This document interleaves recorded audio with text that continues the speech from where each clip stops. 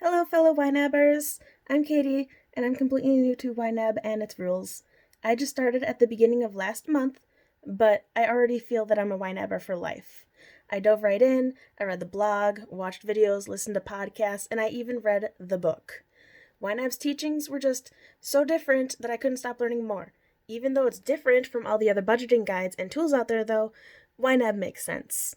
I do know my biggest budgeting challenge will be changing my habits and starting to look at my budget before I spend money, and not after, and relying on Rule 3 too much, because that's not what Rule 3 is for. It's not its purpose. I also need to change my habit of not using YNAB to just track my spending, like I was doing with my own previous personal spreadsheet that I was using. It won't change my behavior, and it won't save me any money. So even though I chose to link my accounts, I need to stay active in budgeting and not lapse into doing it passively. After all, YNAB is a tool. It won't fix my issues by itself. I know I will also struggle with Rule 2 for a little while yet. Before YNAB, I started debt settlement, and then I fell into the trap of continuingly to use my credit cards. So I was paying off for previous debt that I was trying to settle, and also new debt.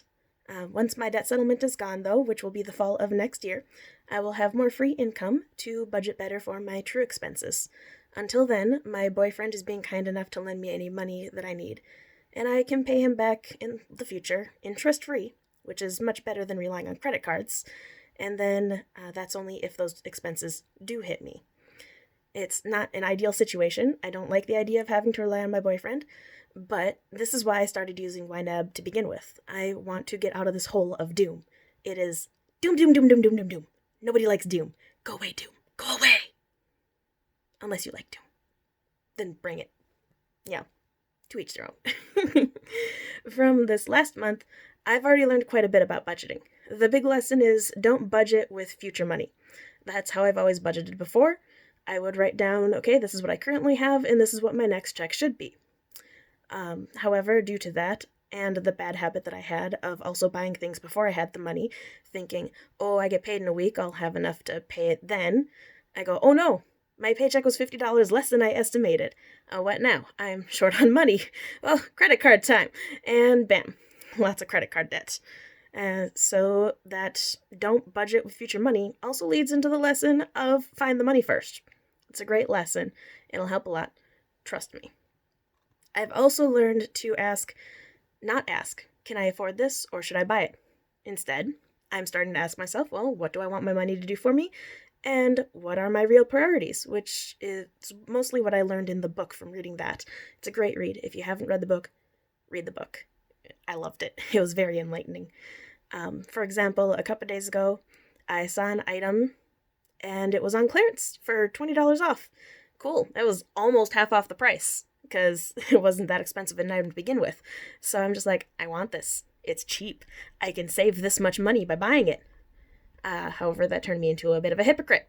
I always yell at my mom for doing that. I say, Mom, you really don't need that $400 purse. And she goes, oh, but it was on clearance. I saved $300 by buying it. I'm like, Mom, but you could have saved $400 by not buying it at all. I'm slipping into the same habits that I'm telling my mom not to do.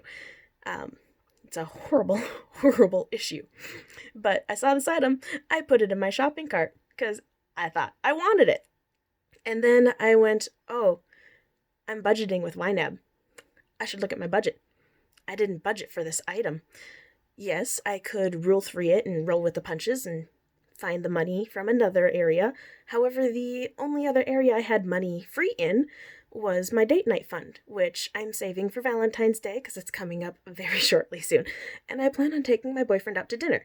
Usually when we go out to eat, 99% of the time my boyfriend pays. So I said for Valentine's Day, I want to pay. And he was cool with that. And so I'm saving that money. And I had to think, what's my priority? Do I want to buy this item impulsively that I really don't even need and I'm probably not even going to use it right away anyway? It's just going to sit there and collect dust for a while. Or do I want to save my money for date night on Valentine's Day? So I looked at my budget, figured out what my priorities were, where I wanted my money to be, what I wanted it to do for me, and I put the item back on the shelf. Either that, or I could have bought the item like I would have done in the past and gone, I'll just figure out what to do with the money later. Not be able to figure out what to get money from, and then ended up returning the item. Yes, I've done it before. Bought an item, didn't have the money, and I had to return the item.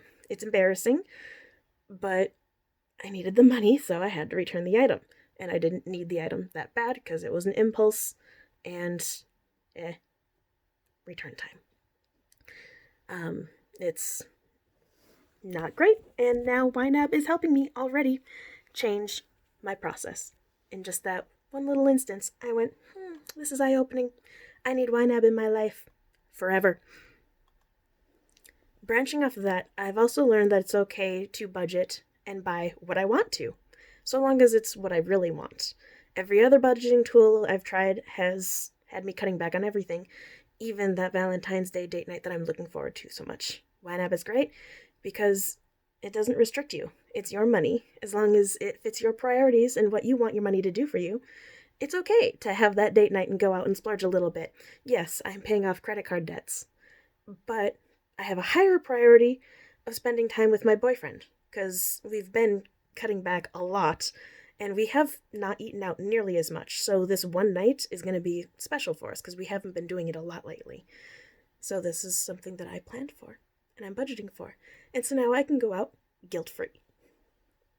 I've also learned I need to find my money first, which is something I mentioned a little bit ago, but it's such a big lesson I'm bringing it up again. I was also sorely tempted to get a lifetime subscription to a company that teaches foreign languages. It was only $99 for a lifetime of learning. I was like, oh, I can finally learn Japanese. I've wanted to learn Japanese for a while now. But wait, I don't have the money. I could put it on one of my credit cards and pay it off later. But no, I can't do that. That's what got me into my current mess. I always say I'll pay it off on my next check, but then that next check comes and I spend my money on other things. I think it's okay, there's always next paycheck. And then it never gets paid off, and voila, thousands of dollars of debt. No, I refuse to keep living in this cycle. I will break it. So instead, I added a learning language app to my wish list in YNAB, and then I will add it to my wish farm, and I will water that little seed until it grows big enough for me to use it and pay for it without needing a credit card. I might pay more later, if that limited lifetime subscription deal goes away. Hey, I can see what you're doing over there with that whole limited time deal. You are preying on my emotions and thinking I need to buy this right now, even though I don't need to buy this right now. Yes, I see you. You and your fancy little tricks. Marketers. But yes, I decided I'm going to wait. I might have to pay more, but I'm going to save for it and I'm going to find the money first. And I'm not going to rely on credit cards, because I'm going to get out of that cycle. And YNAB's going to help me do it. And so are YNAB's rules. And that's really my biggest motivation for starting YNAB in the first place, is getting out of debt and then utilizing the rules to stay out of debt. Once I accomplish this, I'll finally break that paycheck to paycheck cycle that causes so many people so much stress. Like, I seriously need my next paycheck just to pay for necessities. I'd be screwed if I even missed one paycheck. And that scares me a lot. That's not how I want to live life. Not anymore. I also want to finally be able to save my money that I put into savings. In the past, usually, I spend money and then I go, oh crap, I don't have the money. And I'm pulling money out of my savings. And can't do that if I've already given all of my dollars jobs. As long as I check to make sure I have enough money in each job before I go buy something. If I don't have that money, don't buy it. Or else make sure that it's really, really something that I actually want and will fit with my priorities. See what I'm doing there? YNAB's rules. Basically, I want YNAB to help me make my money work for me. And to do what I want it to do.